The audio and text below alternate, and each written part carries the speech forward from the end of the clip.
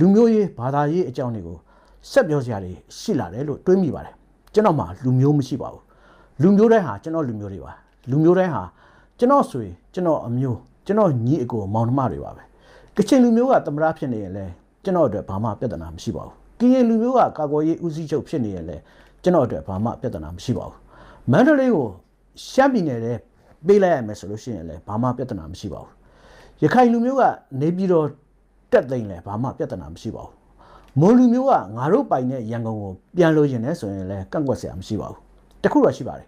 ရန်ကုန်မန္တလေးကိုဗမာပဲအုပ်ချုပ်ရှမ်းနေမွန်နေပဲအုပ်ချုပ်ကျွန်တော်တို့တာမန်ပြည်သူတယောက်အတွက်ထမင်းတလုပ်ပို့စားရဖို့ရှော့စားရဖို့အကြောင်းမရှိပါဘူးဗမာနိုင်ငံရေးခေါင်းဆောင်ရှမ်းမွန်နိုင်ငံရေးခေါင်းဆောင်တွေအတွက်သာအဲ့ဒီအချက်ကအရေးကြီးခွင့်ကျယ်ဖြစ်နေတာပါသူတို့မှသာအကြောင်းထူးစရာရှိပါတယ်တာမန်ပြည်သူတွေရဲ့ဘဝကဘာမှမထူးပါဘူး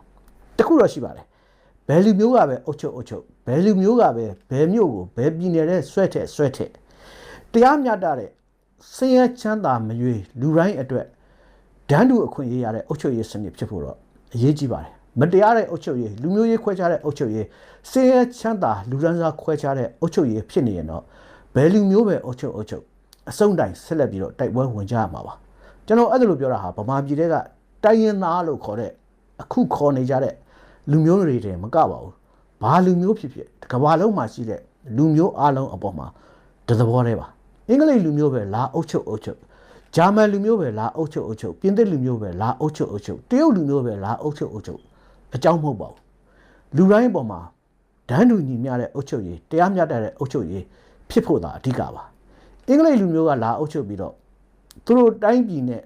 သူတို့လောကမှာရှိတဲ့အင်္ဂလိပ်အင်းရှင်လူဒန်းစားအကျိုးအတွက်ဂုတ်သွေးစုပ်အမျက်ထုတ်မယ်ဆိုလို့ရှိရင်တော့တော်လန်တိုက်ခိုက်ရမှာပါကျွန်တော်တို့ဘိုးဘေးတွေကအင်္ဂလိပ်ကိုလိုနီနယ်ချက်ကိုတိုက်ထုတ်ခဲ့ကြတယ်ဆိုတာကလည်းအနှစ်သာရကအဲ့ဒါပါအင်္ဂလိပ်လူမျိုးကိုမုံတီးစိတ်နဲ့တိုက်ခိုက်တာဟာအမှန်ကန်တဲ့လမ်းစဉ်မဟုတ်ပါဘူးအင်္ဂလိပ်အရင်ရှင်ကဗမာပြည်ကိုသိမ့်ပိုက်ပြီးအင်္ဂလိပ်ဘျူရိုကရက်တွေကိုဗမာပြည်ပို့အင်္ဂလိပ်အရင်ရှင်လူဒန်းစားအကျိုးစီးပွားတဲ့ဗမာတရားစတာတွေကိုအမျက်ထုတ်သွေးဆုပ်ချဲလဲလို့လုံးဝလွတ်လပ်ရေးအတွက်တိုက်ခိုက်ခဲ့ကြရတာပါအဲ့ဒါလို့တော်လိုင်းမျိုးကတော့လိုကိုလိုအပ်နေမှာပါဒါပေမဲ့ဗမာပြည်ကိုလာပြီးတော့လူမျိုးပေါင်းစုံနိုင်ငံသားတွေကို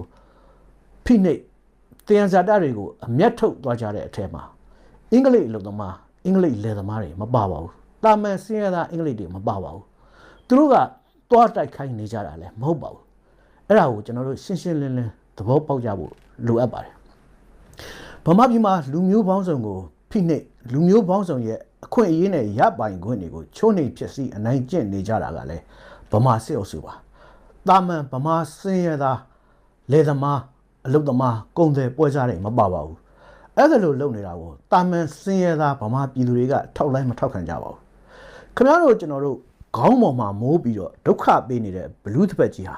စစ်အာဏာရှင်တွေပါဗမာဆိုတဲ့လူမျိုးမဟုတ်ပါဘူးအဲ့ဒါကြောင့်ကျွန်တော်မှာလူမျိုးမရှိဘူးလို့ကျွန်တော်ပြောတာဖြစ်ပါတယ်ကျွန်တော်သွေးထဲမှာလူမျိုးတစ်မျိုးမျိုးရဲ့သွေးဒါမှမဟုတ်နှစ်မျိုးသုံးမျိုးရဲ့သွေးပါခြင်းပါနေပါလိမ့်မယ်ကျွန်တော်စိတ်သက်ထဲမှာဘာလူမျိုးမှမရှိပါဘူးရှမ်းကချင်မွန်ကရစတဲ့လူမျိုးတွေကိုလူချင်းအတူတူလို့သဘောထားပြီးတော့တမျိုးတည်းတစားတည်းလို့သဘောထားပြီးတော့ကျွန်တော်ချစ်ခင်နိုင်တယ်လို့အိန္ဒိယတရုတ်ပြင်သစ်အင်္ဂလိပ်တွေကိုလည်းလူချင်းအတူတူလူမျိုးချင်းအတူတူတမျိုးတစားတည်းလို့သဘောထားပြီးတော့ကျွန်တော်ချစ်ခင်နိုင်ပါတယ်အဲ့ဒါလိုပါပဲထေရဝါဒဗုဒ္ဓဘာသာထွန်းကားပြန့်ပွားရေးဆိုတဲ့ကြက်ဖို့ဥခင်ကြီးရဲ့စိတ်ထားမျိုးလည်းကျွန်တော်မှာမရှိပါဘူးဘာသာအလုံးဟာကျွန်တော်ဘာသာတွေပါပဲဖျားအလုံးဟာကျွန်တော်ဖျားတွေပါပဲဗုဒ္ဓဘာသာဖျားဟိန္ဒူဖျားမွတ်စလင်ဖျားခရစ်ယာန်ဖျားတွေအားလုံးဟာကျွန်တော်ဖျားတွေပါပဲဘာသာအားလုံးကိုညီတူမျှတူတန်ဖိုးထားပါတယ်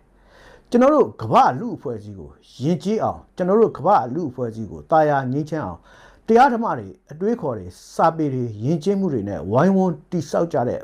ဘာသာအားလုံးယဉ်ကျေးမှုအားလုံးဟာကျွန်တော်အတွက်တန်ဖိုးထားရမယ့်အရာတွေကြီးပါပဲ